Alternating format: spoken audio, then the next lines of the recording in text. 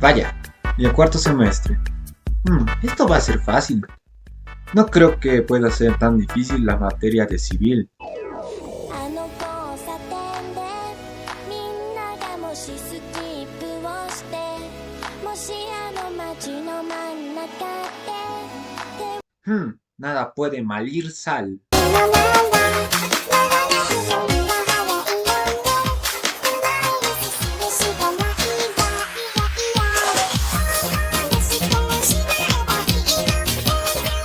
Bueno, yo voy a hablar acerca de nociones generales de importancia de la materia. Con respecto a este punto, podemos mencionar que todas las relaciones pecuniarias que existen entre los hombres son relación de obligación. Refiriéndose a esto, podemos ver que todos los días, en todo momento, los hombres crean obligaciones a partir de los actos más comunes y ordinarios del diario vivir. Tomando por ejemplo como esto podría ser la compra de víveres o el transporte de pasajeros, del cual podemos recalcar que son contratos que a su vez son actos del cual nacen obligaciones. Continuando con esto podemos mencionar que el hombre crea un conjunto múltiple de obligaciones para sustentar y desenvolverse en el diario vivir de su trabajo y demás.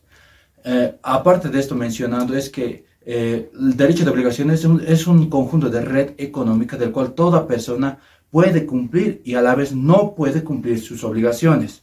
Mencionando a este punto también hacemos referencia al gran tratadista eminente Ascoli, el cual definía el derecho de obligaciones como el derecho del cotidiano comercio de la vida. Tomando, por ejemplo, los vocablos de comercio, podemos dar que se refería acerca de los servicios y su importancia de estos. Distintas acepciones de las obligaciones. Esta ha sido denominada de distintas maneras: derecho de las obligaciones, derechos creditorios y derechos personales. Derechos creditorios ha sido muy criticado debido a que limitaba al lado activo jurídico. Pero la que utilizamos todos y en su mayoría de los autores es derecho de las obligaciones. Ahora yo les explicaré sobre los antecedentes históricos. En el antiguo derecho romano, la obligación era considerada como un vínculo estrictamente personal que otorgaba al acreedor poderes efectivos sobre la persona del deudor. El derecho del acreedor tenía bastante parecido con el derecho de la propiedad, solo que no se ejercía sobre una cosa, sino sobre una persona del deudor, el cual más que sujeto de la relación jurídica era conceptuado objeto de ella. En un ejemplo burdo y sencillo sería: o pagabas o te tocaba. Definición. La palabra obligación implica sometimiento de sujeción, de restricción de la libertad. Sí. La mayor parte de los autores emplean para definir a la obligación la fórmula de las institutas de Justiniano. La obligación es un vínculo jurídico que nos constriñe a pagar algo al otro según el derecho civil. Potter Robert Joseph nos dice que la obligación es un lazo del derecho que nos restringe a dar a otro alguna cosa, o bien hacer o no hacer tal o cual cosa. Naturaleza jurídica de la obligación. Existen tres tipos de teoría donde se caracteriza la naturaleza jurídica de la obligación. El crédito como potestad.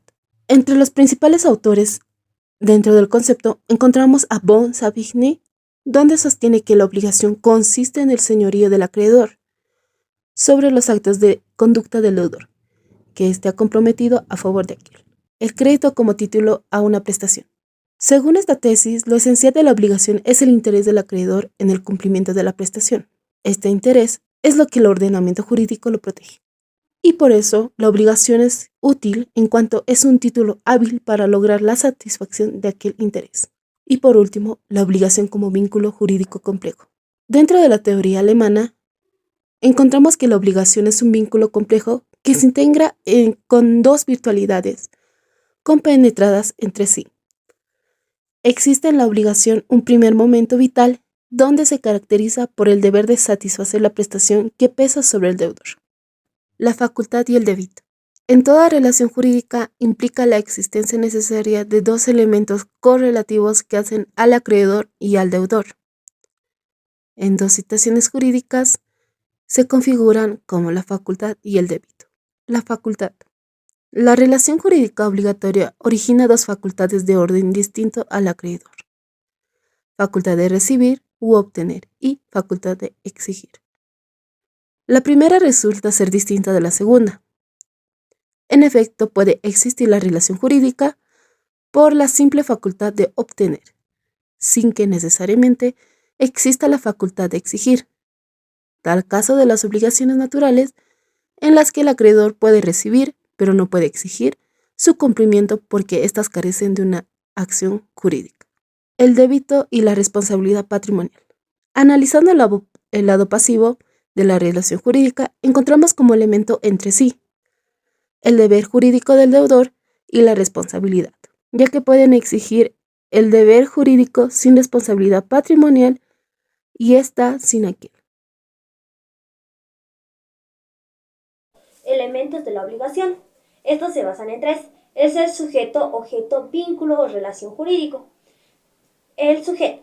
Hay sujeto activo y hay sujeto pasivo. Estos pueden ser singulares o pueden ser plurales. Los requisitos del sujeto son tener capacidad, ser distintos, ser determinado o determinables. La persona que determina la relación obligacional, además de tener capacidad, lo ideal es que se conozca a la persona acreedor y a la persona deudor.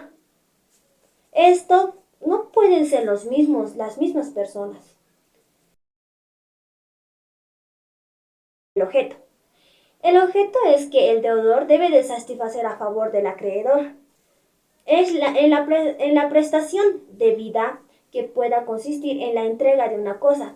El deudor no debe mediar la obligación comportamiento negativo. Finalmente, el objeto debe de ser de significado patrimonial, es decir, susceptible en apreciación pecuniaria. Tenemos la vinculación o relación jurídica.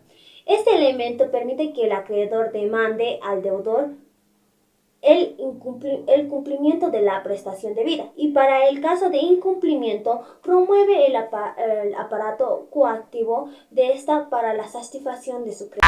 Esto lo hago para divertirme, para divertirme, para divertirme. Esto lo hago para divertirme.